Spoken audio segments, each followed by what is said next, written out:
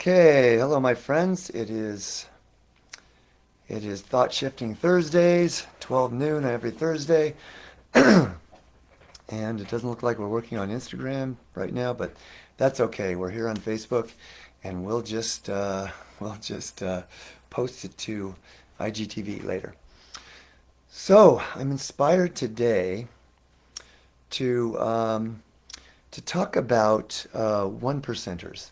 Now, you hear a lot, and I've been doing some investing lately, and so I get tons and tons of all these YouTubes and videos from people that in live videos from people that who have the best stocks to invest in and the best to invest in, and so some of these people say they're part of the one percenter, meaning that they're part of the 1% of the population who have the most wealth, right? And so I got to thinking when I was talking to a client the other day about life purpose and what I call vocational ecstasy. And what I was saying to my client is because she was feeling like, she's not as far ahead in her business and her life that she wants to be, and, her retirement is not where she'd like it to be. And I pointed out that because this is someone who has been living her passion, who has been doing really, really good work in the world for many, many years, and she's been slowly but surely building it up to a place where it's financially viable. And what I said to her is this, and I don't know exactly how accurate this statistic is, but I think it's pretty close. And that is um, that of people who are living in what I call vocational ecstasy, which is being paid well to do what we love to do that makes the world a better place. That's how I define life purpose, is doing what is having as our vocation what we love to do that makes the world a better place. And so being paid well to do what we love to do that makes the world a better place is vocational ecstasy. And I believe there's only about 1% of the population of the world that are living in vocational ecstasy. So, are you or would you like to be a one percenter? So I decided I'm going to do this in three parts on Thought Shifting Thursdays. So today I'm just going to talk a little bit about life purpose. Next week we're going to do an exercise that helps to clarify or deepen one's understanding of their life purpose and come up with a life purpose definition. Some of you may already have that. But the process that I've been using now for the last 25, 30 years in helping people to deepen their understanding of life purpose, and this life purpose definition is something that's quite unique. And even the people who already have a sense of their life purpose or have already written out a life purpose statement, um, when we come up with this particular life purpose definition, it tends to be even more powerful and tends to be a catalyst then for moving forward in one's life with fulfilling their life purpose. So let me say it this way. It's a lot of people think that their life purpose is their job, right? Or what their dream job would be their life purpose. And I maintain that our life purpose is not our job. It's not an activity. It's not something that we do in the world.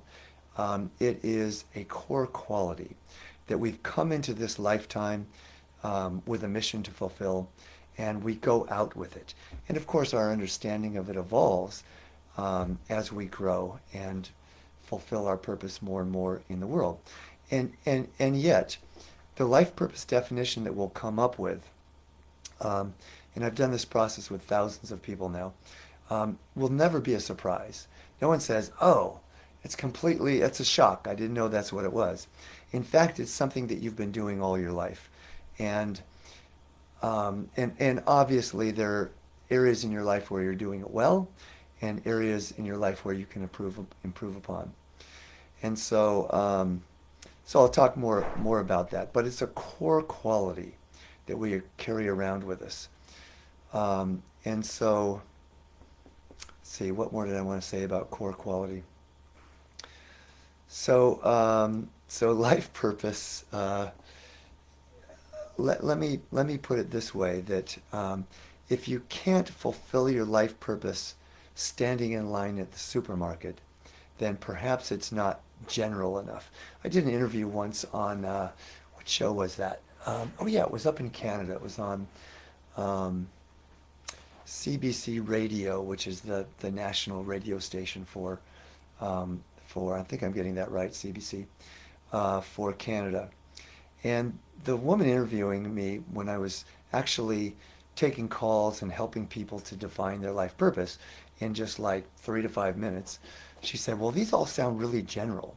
And they're general by design, because if you can't fulfill it uh, standing in line in the supermarket, then it's not general enough, because we want to be able to fulfill our life purpose wherever we are at any moment in time.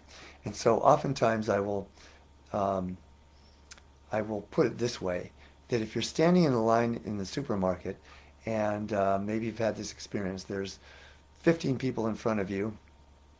I don't think I've told this example since COVID's been in effect, and so the lines are longer now, right? Or because there's 6 feet between each person. And yeah, okay. Well, that's on Instagram, huh? So Instagram isn't working, so I'm just going. Well, you're getting the. I'll keep it going since you're getting the audio anyway, and then we'll post the video later. That was my assistant just telling me that Instagram doesn't have any video. All right, so listen in on Instagram. So you're standing in line at the supermarket. There's 15 people in front of you. The first person has just pulled out 75 coupons, and you're late for a meeting. So you might not think in that moment, how can I fulfill my life purpose? But if you do, if it is general enough, I'll give you an example. My life purpose is I empower people to feel accepted. So I'm standing in line at the supermarket. My first thought might not be, how can I empower people to feel accepted in this moment? But if I do, and maybe I strike up a conversation with the person in line in front of me or behind me, who's maybe even more irritated or antsy than I am, right? And I just maybe say something that will brighten up that person's day. In some way, subtly help them to accept themselves, empower them to accept themselves at a deeper level. Guess what? I'm going to not be as concerned about that meeting, and my step walking out of that supermarket is going to be a lot more vibrant than if I just stay in my concern or my worry about the meeting. And of course, I could just text the person and say, hey, I'm going to be a few minutes late. And so I'm going to enjoy that experience. And by the way, you never know who you're standing in line next to at the supermarket. So two things happen when we have a clear intention to fulfill our life purpose in the moment. And I'm going to tell you a story that Wayne Dyer used to tell about this too in a moment. Two things happen though, is one, when I am accessing my life purpose, then my soul purpose, my spirit energy just begins flowing through me, right? And I'm alive. I rise to my highest potential in that moment when it's my clear intention to fulfill my life purpose. So once people come up with their life purpose definition, I encourage them to use this as a mantra that you take into every experience in your life. And the second thing that happens is, we rise to our highest potential, and the more consistently we fulfill our life purpose in the here and now, the more our life becomes filled with meaning, with vibrancy, with power, and by the way, the most healing elixir known to humankind is fulfilling our life purpose. When I was chronically ill 20 years ago, and if you've read my book, The Magic of the Soul, you know about this story. I chronicle in the book. And when I was starting to heal, in the beginning, there were times when I would be in bed for 2 weeks at a time, right? So I couldn't fulfill my life purpose other than writing my book. That's the only thing I had the energy to do, was just sit and write maybe an hour a day. So it's, excuse me, pretty clear what the universe wanted me to do.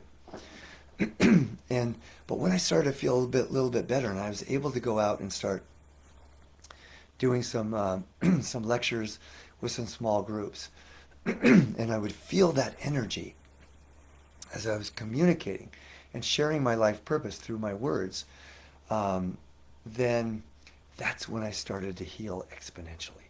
Because when we are in service, as I said before, spirit, light, love, power begins moving through us as we are offering our life purpose to others.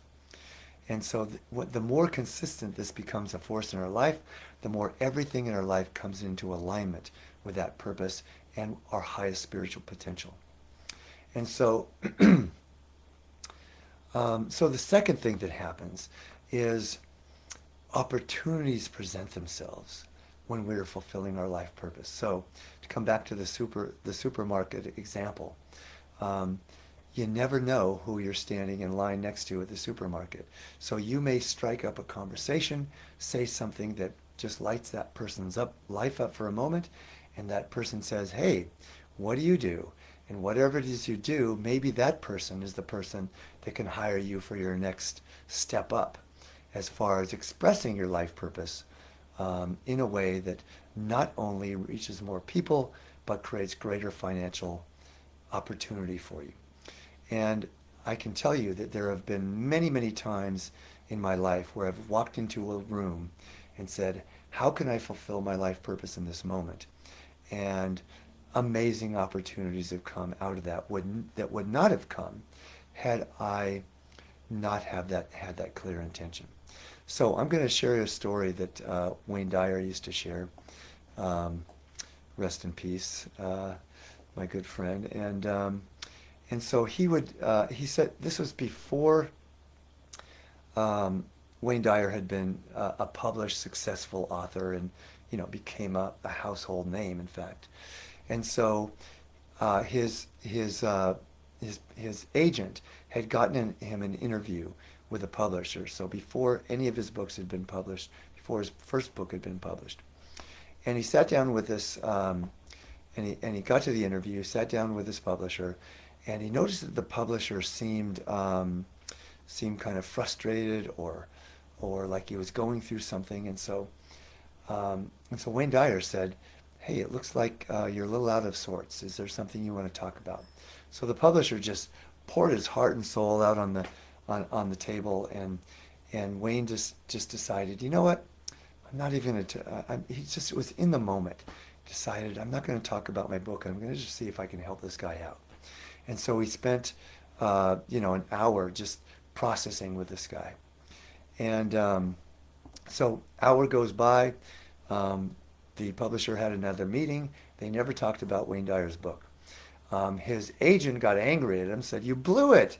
You know how hard it was to get an interview with this publisher? And so now we got to start over from scratch. And so 2 weeks later, the publisher calls up Wayne Dyer and says, I don't know what your book is about, and I don't care what your book is about. We're going to publish it because you changed my life. You helped me out in that hour that we spent together. And so I know that your book has value for other people. So you see, it was far more powerful than for Wayne Dyer to actually demonstrate what he had to offer to the world, to this one person, than it was to talk about the value of his book. So another way of looking at it is when people are going on job interviews, is rather than what we do in a job interview usually, and I used to manage 75 people when I was a director at Sage Publications, so I know a little bit about job interviews because I was interviewing people constantly, and to fill positions that had vacated. And so what we normally do in job interviews is we say, okay, what are the right answers to the questions? And job interviewers try to trick you sometimes, as I tried to, into finding, what are the red flags in this potential employee, right?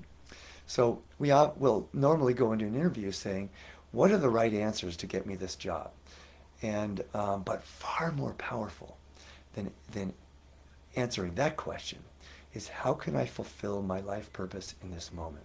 For me, how can I empower this person to feel accepted in this moment? Because then I rise to my highest. And by fulfilling my service, my purpose in that moment, either in, a direct way or in a subtle way, simply by my energy raising, simply by the tone of my voice shifting in a way that it, in a subtle way, may empower this person to accept themselves. Um, I guarantee you, you will give the best interview you can possibly do. People who show up in life with the intention to fulfill their life purpose will, no matter what you do, will rise to the highest level of success. So if you are in sales and if you work for yourself, then you're in some form of sales, and you will, and so when you're fulfilling your life purpose, and you're feeling that energy moving through you, people are more likely to buy products from you because they're getting something from you of value in the moment. And it doesn't matter what you're selling. If you're selling used cars, right? But you are fulfilling your life purpose in that moment. Again, using mine as an example, if I'm intentionally helping people to empower people to accept themselves, to feel accepted, they're going to be much more likely to buy a car than if I'm trying to sell the car as my primary intention. Does that make sense? If you work for someone else and there's a promotion that's up, the person who is fulfilling their life purpose has a clear and consistent intention to is the person that's going to get the promotion, because in fulfilling their life purpose, they are making the lives of everyone around them better, right? And so including the person, the decision maker, who's going to make the decision about who to hire into that higher level position. So vocational ecstasy, doing what we love to do that makes the world a better place. And for some people, it's not even about vocation. You may be retired. So then it's just service. Just what are the ways in which I can fulfill my life purpose? Once we come up with the life purpose definition, again, that we'll focus on next week, then the next question to ask after that is, what's the most direct way to fulfill my life purpose? Whether it be through vocation or through service or through volunteering. And so once we do that and discover that, then we'll do a visioning exercise 2 weeks from now, which will be to really flesh out what is the most powerful, enlightening, fulfilling way that you could fulfill your life purpose in this world. So there's some fun exercises we'll do around that. So let's see, what do I want to leave you with? This is just, again, a prelude. What can you think about between now and next week? Here are a couple questions I'm going to ask you next week that you can ponder. So one is, what do you love to do that makes the world a better place? This core quality. What is the most profound experience or feeling you want anyone to receive when they are in your presence? And here's the most important one. What is the most powerful, the most important quality or guidance that you did not receive enough of as a child? And how does it feel when you fulfill that childhood lack for someone else? So once we come up with those answers, then we're going to formulate a life purpose definition. So think about that. And next week, or now even, you can write that in the comments, and just reply to the post later. And by the way, this last question is the one that I find is the most powerful for most people. What did you not receive enough of as a child? And how does it feel when you create the experience of that fulfillment for someone else? And what's exciting about that is because I find that for at least 97% of the people that I've done this practice with, this process with, and asked that question with, there is a direct correlation between what we did not get enough of in our childhood and what we most want to create in the world. And what's exciting about that is if what I didn't get enough of as a child is what inspires me to create it in the world, then guess what? Perhaps it's not a liability, but perhaps it is, in fact, your greatest strength. I love to quote Robert Bly, who said, or wrote, Robert Bly, the great poet and kind of founder of the modern day men's movement, said, "Our wound is our gift to the world." Your wound is your gift to the world. What you did not receive enough of, because it's such an important thing, because it's the thing that you've been striving for all your life. When you fulfill that for someone else in a large or even a very subtle, seemingly insignificant way, then that's when people light up, right? That's when people are living their passion. That's when, and when we tie that to vocation, we can bring those two things together, living and fulfilling our life purpose with what we do for income. That's vocational ecstasy. That is, and again, I believe that only 1% or close to that of people are living in vocational ecstasy. So that's what it's all about. So what we did not get enough of as a child, I'll say a couple more things about that and we'll be done for today. So, it's this double-edged sword. The thing that we most want to create in the world is what we didn't get enough of. And it's also the thing that's been the most challenging thing to create for ourselves, right? And again, that's why it's so powerful, why it feels so good when I'm coaching or counseling someone and I'm empowering them in a very direct way to feel accepted. Then not only am I doing my best work that I can possibly do, but I'm also elevating myself, because when I offer that to someone else, guess what? I'm giving it to myself as well. Oftentimes when I do a voice dialogue process with people or anything, I was just talking with a client today and it was a very new practice that came out of it that was just, and I said, we discovered this practice together, and it was because she was, having a hard time. She was stuck in emotion. And so I said, how about if every time you find yourself crying, you just a little bit more love yourself. And she found a hard time relating to that. And I said, when your daughter was a child and she was crying, how much love did you feel for her in that moment? Can you give yourself a little bit of that love, right? And that was the new practice that was created for her. And that helped.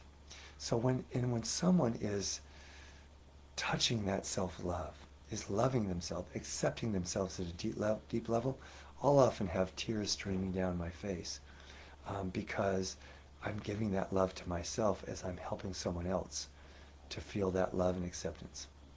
So that's how it works, my friends. So we're going to have fun exploring these in the next couple of weeks. And of course, all this information is in my book, The Magic of the Soul. And as I sometimes do, I've got a really full schedule right now, so I might not be able to fit a lot of people in right away. But if you are hearing this and you haven't done it with me before, feel free to just respond, and we'll do a complimentary coaching session at some point, and see if I can empower you to accept yourself and to move forward toward living in vocational ecstasy. All right, my friends, have a great rest of your week, fantastic weekend, and we'll see you next week for Thought Shifting Thursday. Take care. Bye-bye.